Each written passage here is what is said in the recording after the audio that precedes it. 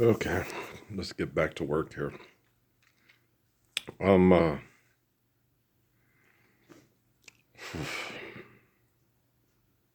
Television.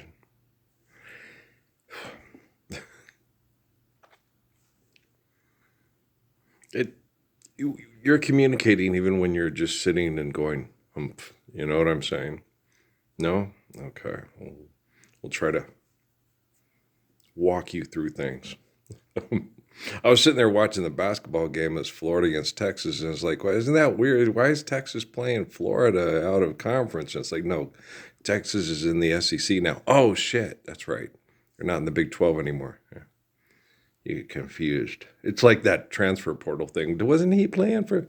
Yeah, money's stupid. With the whole NIL now, you can just you get to see publicly just how ugly and manipulative and bitchy the beast really is. Right? There's no intrinsic value, no meaningful, sustained relationships. It's just all about the money. Right? So it's just like fuck, it sucks. Yeah, it does. It does. And then people will say, well, I understand. It's like, yeah, you also understand that when the British and the French and the Americans called in the debt on the Germans for World War I, they invented the conditions for World War II. Uh, and if you have everybody fighting over money and valuing money, eventually money loses its value because you're destroying everything in the fight. And then everything reinvents itself. That's why human inventions suck, right? Haile Selassie, if you don't, whatever you gain from learning, if you don't use it to, as an humble service of all of humankind, you neglect the wisdom of anything that you perceive as learning, right? Is what he basically said. And it's true because it's just math, right?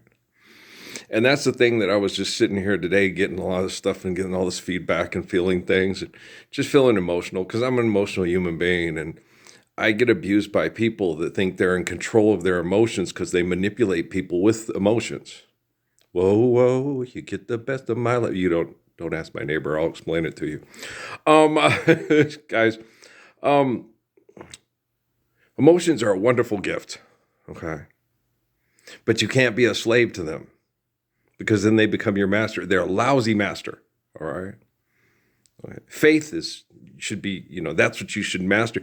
The way to master yourself, like Suzuki and Sun Yat-sen talk about, the way to be the master is to master your emotions because you understand life is eternal and grace is infinite. You understand the laws provided by infinite grace to have an eternal existence through loving one another. And then you master your emotions because you go, okay, life's eternal and grace is infinite, so I can't react um, um, just half cocked. I got to be intelligent. I got to have emotions, but I got to be in control of my emotions because if I can't control my emotions, I become like one of the bitchy people on television or social media that are brilliant and successful and all that crazy shit that, the whole thing we talked about earlier about, successful people are the problem to their own solution. Yeah. Okay. They fight over money so they can't live the Lord's Prayer. So they're the problem to the solution, right? It's real simple. And the thing is what's happening today.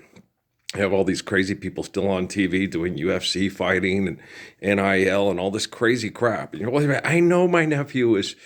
Look, have you ever read The Sir of the Cave? Do you understand The Sir of the Cave? First of all, you have to understand that life is eternal and grace is infinite, right? Now, one man from rabbinic tradition of faith is chosen by the Roman Empire as a god. So everybody's communicating to that one man, that one soul that provides life to a temple. That's one man. That's why. That's why. It's not that I don't. I'm very concerned. I'm a concerned person. I'm constantly concerned. Okay, because it's wrong to be abused by selfish people and accept that abuse is reality. Right? So that's constantly concerning to me.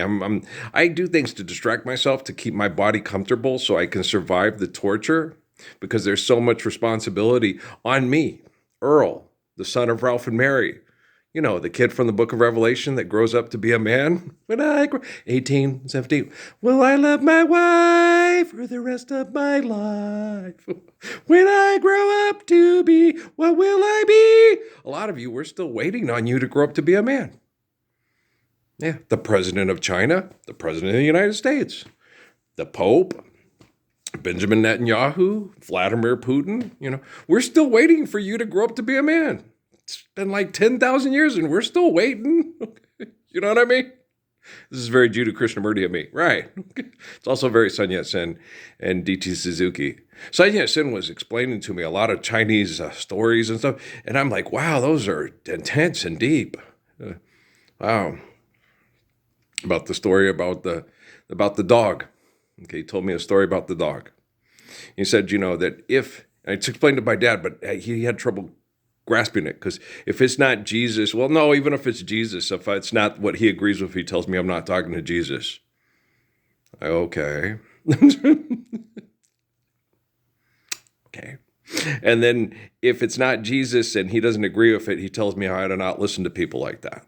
And so I'll sit there but Dad, Sun Yat-sen told me this, that if the master trains the dog to alert him while he's sleeping that an assassin's coming to kill him. Okay. Did the dog save the master's life, or did the master save the master's life? And also save the dog from being an assassin's, dog that's a pit bull that's trained to kill the Irish and the Scots for the British. Do you see what I'm saying? Listen, okay. And so a dog is just a dog. A dog will do what dogs do.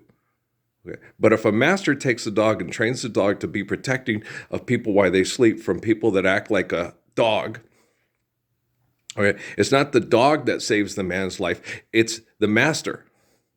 Because the dog's going to hunt you and eat you and kill you like a wolf in a pack. Okay. But if you train that dog to respect life, you try to respect life the way you respect life. It won't try to eat your kids. It won't try to eat your cats. And it will warn you if a dirty, rotten ninja assassin comes in and tries to murder you in your sleep, because he wants and he takes instead of he needs and he shares. Okay. So when you act like a dog, and trust me, there's not a president or a leader or a successful philanthropist on the planet today that's acting like a man. They're all acting like dogs. Okay. When you act like a dog, don't expect the man to talk to you. And that was the message that Sun Yat-sen had for me, for the president of China. He's like, I don't talk to you. He goes, I will not talk to you. Life is eternal and grace is infinite. The dog listens better than you.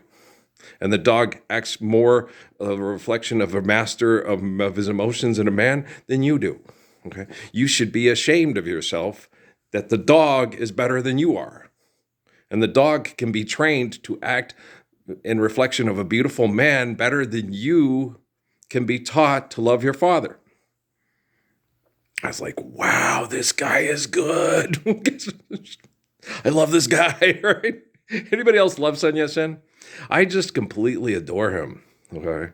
And Mao Zedong, anything Mao Zedong ever wrote down that sounded like, oh, that's brilliant, like in his little red book, he took from people like Confucius and Sun Yat-sen, and then he used it to manipulate people so they thought he reflected a good man who would teach the dog to protect you while you sleep and not have it be a pit bull that kills Irish and Scots for the British, right? So you got to understand, and don't think that it's below Scots and Irish to train a dog to kill the British either. There now, you hounds of the Baskervilles there. Stand up for the Lord's Prayer, shut the hell up. Because tribalism, all it has to do is what you eat, where you drink, and where you have sex. Okay. When you love one another, that big dirt clod covered by a big body of water is a beautiful place to live. Right? Some people call it planet Earth. And so, it's been interesting. Old Sun Yat-sen, yeah, he's intense. But he's helping me through this. He's like, yeah. I'm like, is this serious? This is a different time. And when Sun Yat-sen and D.T. Suzuki and Haile Selassie died, things were getting worse. And so the depression and the abuse and all that stuff, he goes, you've reestablished the truth of living in a kingdom of heaven on planet Earth, and you proved it beyond any reasonable doubt through scientific methods. And you don't have to convince human beings you're correct. You just have to be correct. And with technology, the math has to be solid, right on the bow. Okay. Life's eternal, grace is infinite. Prove it. Okay. You cannot prove grace is infinite. You can't, quote, prove pi, because you can't look at it. You can't take it. You can say, there it is. There's the proof, right? Like the whole thing with Hawking, everything that he considers it not perfect, that provides and sustains organic life. And it's perfect without flaw. It's like, what's flaw to you? If it provides and sustains life, then it's perfect. It perfectly fits and works together and does what's needed for us to have the perception of what we falsely perceive as perfect, right? Infinite glory is without flaw. You cannot contain it, and it's the source of all perception of what's needed to understand perfection, which is by submitting to faith and infinite glory, right? Do you understand? It's not hard. It's really easy. You just have to humble up and go, oh, yeah, okay. Yeah, it's been hard. I love my dad very much, but I understand he's very Roman. And if it don't fit in the Roman box, you can't talk to him about Sun Yat-sen or D.T. Suzuki that much, because Jesus is better. Jesus is better. Jesus is God, and Jesus is better. It's like, no, Jesus and Sun Yat-sen and Suzuki are alike. No, they're not. Jesus is God, and Sun Yat-sen and Suzuki are not God.